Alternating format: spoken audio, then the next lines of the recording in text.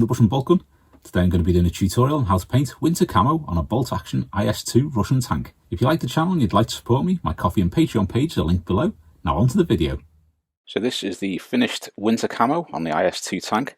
Really pleased with how it turned out. It's got that nice patchy look to it. It's not all 100% smooth. Managed to get some nice weathering effects on there too.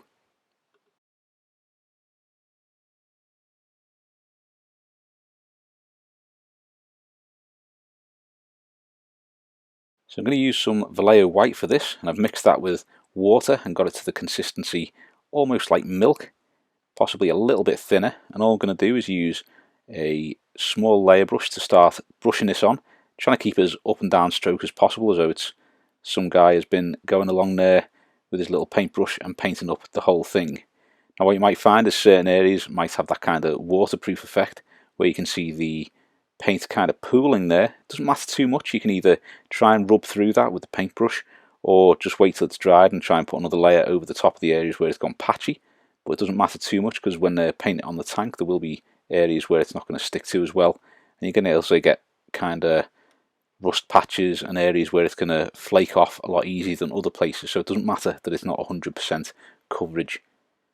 I did want to paint this originally in the normal colours, so it'd be like a tank that's come into battle or come into the war prior to winter. Winter's come and they've painted it white to get that nice and camouflaged, and they've just used the stuff that they do.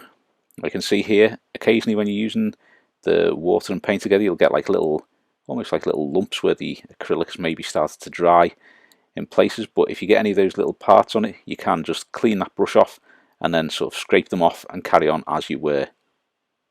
See me trying to pick little bits off there. So once you've got this done, it should look something similar to that. We're going to use Thondia Brown, a little piece of sponge, and we're going to sponge on some Thondia Brown onto this just to give it that kind of weathered and tarnished look.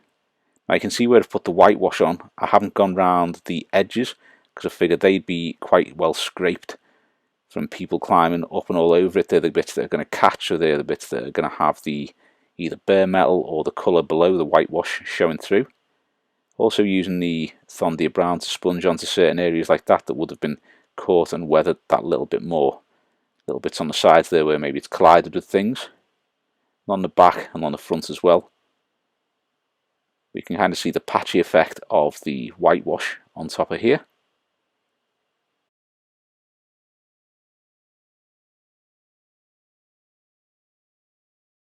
Like so. Next up, we're going to use a little bit of the Dirty Down Rust like we used in the first video. This is a really great paint to use, or a great effect to use. Just going to do some little runs, and on the areas where you put the Thondia Brown, if you just put a little bit of this on and kind of spread that around, that'll make that brown into sort of a deep rust colour. Now remember, it doesn't taste at all well, it's not good for you, so don't be a brush licker with this one.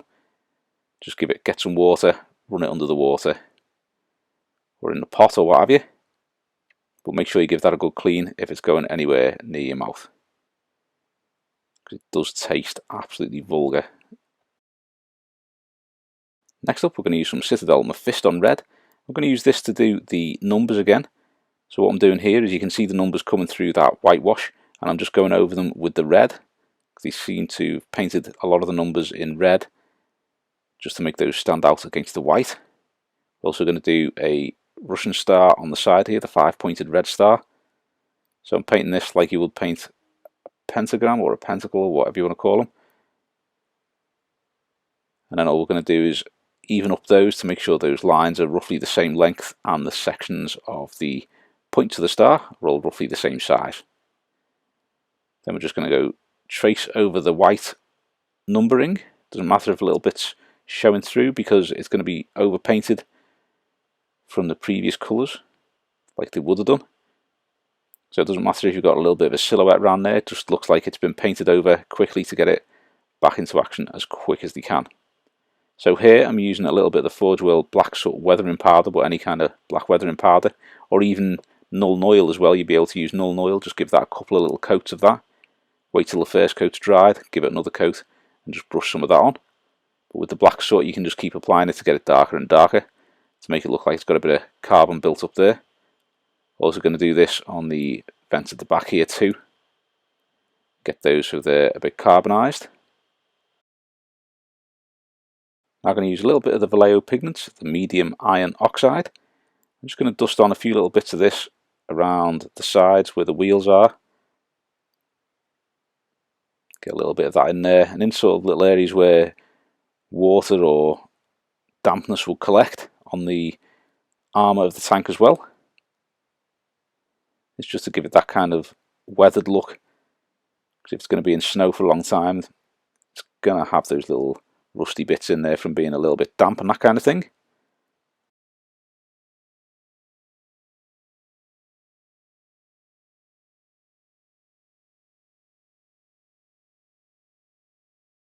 Next we're going to use a little bit of the Vallejo Pigments Rust.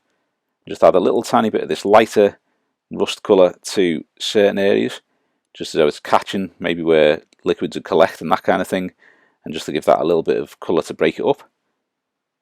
Not too much, just a little tiny bit, just to discolour certain areas. I'll just give it that look as though it's maybe been chipped and scuffed and the damp has got to it.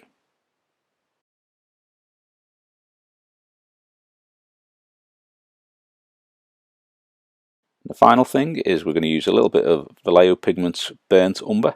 I'm just going to gently brush some of this around the wheels and around the lower parts of the bodywork. Also putting it on the top of the tracks as well, where dust and dirt will probably gather. Now you don't want to do too much so it's not caked in it, just enough that you're getting that colour showing through. You don't want to do it 100% even as well, so it's quite patchy, because it's not going to be deposited at the same level on every surface. Once you've added that, that is the pigments done, and the final part of this tutorial.